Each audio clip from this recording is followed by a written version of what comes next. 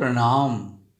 Psycho spiritual counselling and থেরাপির আজ ষষ্ঠ পর্ব।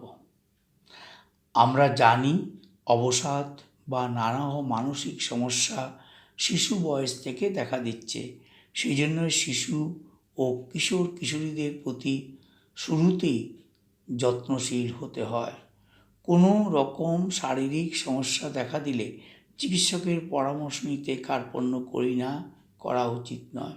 তেমনি মনের ক্ষেত্রেও যত্নবান হতে হবে, কারণ সামাজিক, রাজনৈতিক, অর্থনৈতিক সমস্যা ও অবক্ষয় এবং বিশ্বায়ন ও ভোগবাদে বিশ্বাসী আজকের দিনের ছেলেমেয়েদের সামাজিক ও মানসিক স্বাস্থ্যের উপর উল্লেখযোগ্য রেখাপাত করে থাকে। সোশ্যাল মিডিয়া আরও মন মানসিকতাকে অবিরাম ক্ষতি করে যাচ্ছে।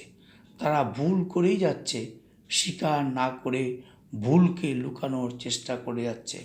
বাজারে ওষুধ প্রেসক্রিপশন ছাড়া পাওয়া যায়, সেফটির সাধনও পাওয়া যায়, যার বিজ্ঞাপন টিভিতে অনবরত প্রদর্শনী হচ্ছে। আহা, টিভি বা মোবাইল বর্তমানে ঘরে ঘরে। মানসিক বিকলনও এই আঁতুর ঘর থেকে শুরু। বলতে দ্বিধা নেই, মাতৃগর্ভে থাকাকালীন সময় থেকেই বাহ্যিক ভাইব্রেশন শিশু গর্ভ অবস্থায় থাকাকালীন প্রভাবিত করে যাচ্ছে। তাই জন্ম থেকেই মানসিক বিকৃতি নিয়ে জন্মাচ্ছে। আবার ভালো হচ্ছে নির্ভর করে মা বাবার সংস্কার, মানসিক শারীরিক কুশলতা ও পূর্বজন্মের সংস্কার ইত্যাদির উপর। এই প্রসঙ্গে এক মা আমাকে বলেছিলেন, তার সন্তান কাঁদলে তিনি হরে কৃষ্ণ গান বাজান মোবাইলে। বাচ্চা হয় হাসতে থাকে, না হয় ঘুমিয়ে পড়ে। এর কারণ অনুসন্ধানে জানা গেল, ওই মা সন্তান গর্ভধারণের পর থেকে শুধু ঠাকুরের গান শুনতেন। তিনি ইস্কনের ভক্ত, তাই মোবাইলে হরে কৃষ্ণ গান চালিয়ে পেটের কাছাকাছি রাখতেন। এরপর বাচ্চা জন্মের পর যখন মোবাইলে গান বাজত, তখন সে চুপ হয়ে যেত। এই ঘটনার সত্যতা নিয়ে কোনো সন্দেহ নেই। মহাভারতের অভিমন্যুর কথা আমরা জানি। সেই জন্যই আগে মা বাবাকে আধ্যাত্মিক হতে হয়, তারপর সন্তান গর্ভধারণ করে সেই আধ্যাত্মিক পরিবেশকে ব্যবহার করলে শিশু ওই বয়স থেকেই আধ্যাত্মিক ভাবধারায় ওরিয়েন্টেড হয়ে থাকে, ফলে সর্বক্ষেত্রে কুশলতা অর্জন করে থাকে। আমি বহু স্কুল কলেজে ভ্যালু এডুকেশনের গল্প বলেছি, নাটক করেছি ও ট্রেনিং দিয়েছি। লক্ষণীয় বিষয় হলো, বহু সাবজেক্ট পড়ানো হলেও ভ্যালু এডুকেশন বা চরিত্র গঠনের শিক্ষা তেমন নেই। ফলে ফাউন্ডেশন যেমন ইমারত তেমন হয়েছে। অনেকে মনে করেন আধ্যাত্মিকতা মানে ধর্ম টর্ম ইত্যাদি, কিন্তু আধ্যাত্মিকতা যে এক প্রকার বিজ্ঞান ধর্ম নয়, তা হয়তো হৃদয়ঙ্গম করানো যায়নি। তাই যতই দাঁড় টানো, নৌকা এগোচ্ছে না, কারণ পুরনো ধ্যান ধারণার খুঁটিতে বাঁধা আছে।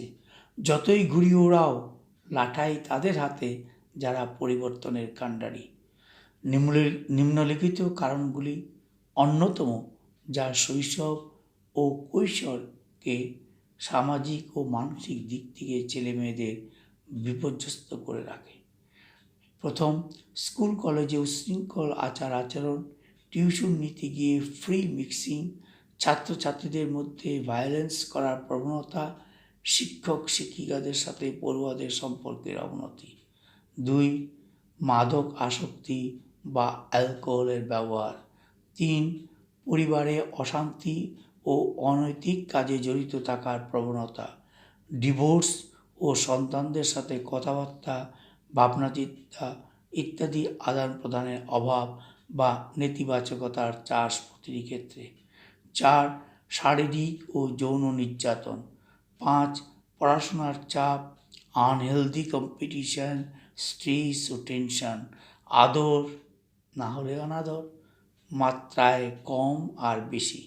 6, শারীরিক স্বাস্থ্য ও ও মানসিক স্বাস্থ্যের প্রতি অবহেলা, খাওয়া, ঘুম ইত্যাদিতে অনিয়ম, খেলাধুলায় অনীহা।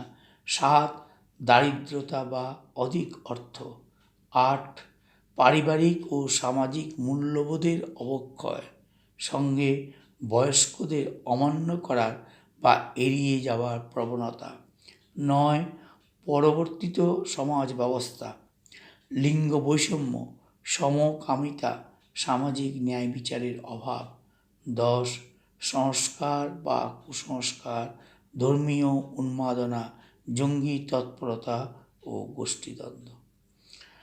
যাক, কেন কাউন্সেলিং দরকার, কেন আধ্যাত্মিকতার সাথে মনের শান্তির যোগ আছে বা মেডিটেশন মনের রোগের থেরাপি, তা জানানোর জন্যই এই বিস্তারিত কথা।